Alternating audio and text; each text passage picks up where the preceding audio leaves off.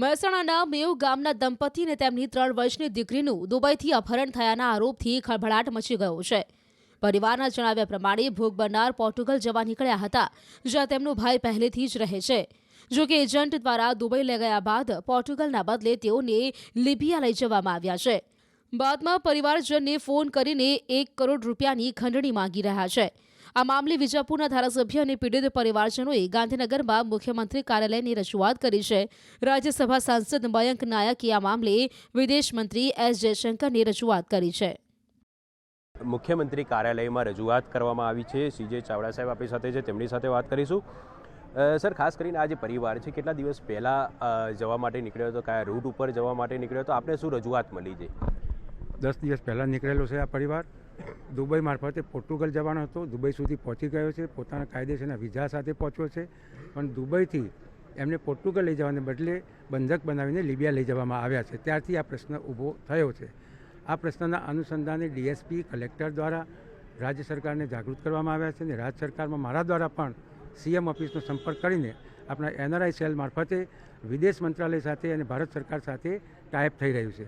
વિદેશમાં લિબિયાના ambassador office સાથે પણ સંપર્ક કરીને ત્યાંના એમ્બેસેડર ભારત ખાતેના જે એમ્બેસેડર લિબિયા ખાતેના આપણા ભારતના એમ્બેસેડર છે એમના દ્વારા આ કેસ હાથમાં લેવામાં આવ્યો છે અને સેન્સિટિવ કેસ છે, તેમ છતાં ખૂબ ગુપ્તતાથી એનું નિરાકરણ જલ્દી થાય એ માટેના પ્રયત્નો થઈ રહ્યા છે. ખાસ કરીને જે લોકોને બંધક બનાવવામાં આવ્યા છે, તે લોકોને હાલ કઈ પરિસ્થિતિમાં રાખવામાં આવ્યા છે, કયા પ્રકારે વિડીયો મોકલવામાં આવી રહ્યા છે, તેમની સાથે કેવું વર્તન કરવામાં આવી રહ્યું છે અને કેટલા રૂપિયાની માંગણી કરવામાં આવે છે? કોઈ અજાણ્યા સ્તરે રાખવામાં આવ્યા છે લિબિયામાં અને 1 કરોડ રૂપિયાની માગણી કરવામાં આવી રહી છે.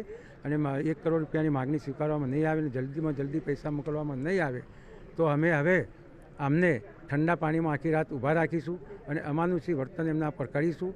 એમના પત્ની અને દીકરીને એમનાથી અલગ કરી દેવામાં આવશે અને તડપાવવામાં આવશે, એવી વાતો કરવામાં આવે છે વિડીયોમાં.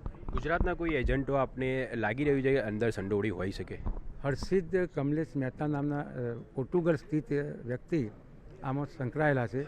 હવે એમાં ખરેખર એ સંકળાયેલા છે કે નથી એ તપાસ થશે ત્યારે ખબર પડે. હર્ષિદનો કોઈ અતોપતો અત્યારે હાલ ક્યાં છે? હર્ષિદ તો એનો પીઆર પોર્ટુગલ હતો, એટલે ગુજરાતમાં આવેલા હતા, પણ 2 દિવસ પહેલાં ખાતરી કરી તે પરત ગયો છે અને નેધરલેન્ડ ગયો છે એવા સમાચાર છે. ખાસ કરીને વાત કરીએ તો ક્યારે આપના જે પરિવારજનો ત્યાં ગયા હતા અને કયા પ્રકારની પરિસ્થિતિ હાલ સર્જાઈ છે? હાલ તો પૈસાની માગણી કરી છે, પૈસા આપો અને પરિવાર લઈ જાઓ. કેટલા રૂપિયાની માંગણી કરવામાં આવી રહી છે અને કઈ રીતે માંગ કરવામાં આવી રહી છે? ફોન આવી રહ્યા છે, વિડીયો મોકલવામાં આવી રહ્યા છે, કઈ રીતે? ફોન કોલ આવી રહ્યા છે કે ભાઈ વોટ્સઅપ કોલ આવે છે યુકેના નંબરોથી, અલગ અલગ નંબરો હોય, ના ઉપાડી તો બીજા નંબર ઉપરથી કરે. પણ રેગ્યુલર પૈસાની માગણી તો 1-2 નંબર ઉપરથી થાય, જે રેગ્યુલર અમને 10 દિવસથી કોન્ટેક્ટમાં છે કે 1 કરોડ રૂપિયા હાલો અને પરિવાર લઈ જાઓ. પૈસા ના હાલો તો વેચી દેશું અથવા મજૂરી કરીને વસૂલ કરશું એવું કીધું એમને. હાલમાં તેમની સાથે કયા પ્રકારનું વર્તન કરવામાં આવી રહ્યું છે? હાલ તો કોઈ વિડીયો આવ્યો નથી, ખાલી એક ગઈકાલે આવ્યું હતું 12 તારીખ સવારે કે ભાઈ કાલ રાત્રે અમે એમને અલગ અલગ રાખ્યા હતા અને વગર સેટરે રાખ્યા હતા, બસ એટલું કીધું. બાકીનું કોઈ વધારાનું મારઝૂડ નથી કરી એમના સાથે. છેલ્લે તમારી વાતચીત ક્યારે થઈ હતી? જે તે સમયે ક્યાં હતા? વાતચીત તો ખાસું થયું, 5-6 દિવસ થયા, એમાંય ખાધું પીધું શાંતિ છે એટલું જ વિડીયો અમને આવેલું બસ. કયા રૂટ ઉપરથી ક્યાં જવાના હતા? રૂટ તો અમને કોઈ ખ્યાલ નહોતો, દુબઈ સુધીનો ખ્યાલ હતો અને અમને કીધેલું કે સ્ટેપ બાય સ્ટેપ તમને જણાવશું કે ભાઈ કઈ જગ્યાએ કાલે અપ્લાય કરવાનું છે, કઈ જગ્યાએ કાલે જવાનું છે, બસ એ રીતે. અચ્છા, એમની સાથે આ 3 જ હતા કે તેમની સાથે અન્ય કોઈ વ્યક્તિ હતા કે ક્યાં? ના, 3 જ હતા, હસબન્ડ વાઈફને, મારા ભાઈ, નાનો ભાઈ ને એની વાઈફને એની 3 વર્ષની બેબી. અચ્છા, તમારી જે સ્વેચ્છાએ વાતચીત ક્યારે થઈ હતી અને શું વાતચીત થઈ? સ્વેચ્છાએ તો સાહેબ 1 તારીખ સાંજ સુધી થઈ. ફ્લાઇટમાં બેઠાના 1-અડધો કલાક પહેલાં કે ભાઈ ખ્યાલ નહીં કે હું ક્યાં જઈ રહ્યો છું, પણ એજન્ટ જણાવી છે કે ભાઈ હું તમને હમણાં બોર્ડિંગ પાસ મોકલું અથવા હમણાં ટિકિટ મોકલું. લાસ્ટ ટાઈમ સુધી મને ખબર નથી, એને કોલ કર્યો ખરા પણ એને આઈડિયા નહોતો કે હું ક્યાં જાઉં છું. અચ્છા, મુખ્યમંત્રી કાર્યાલયમાં આપણે રજૂઆત કરી, શું જવાબ મળ્યો? સાહેબે તો એવું કીધું કે તમારે સાંજ સુધીમાં તમને કોઈ સારી એવી માહિતી આપશું. હવે માહિતી સાંજ સુધી રાહ જોવાની છે મારો.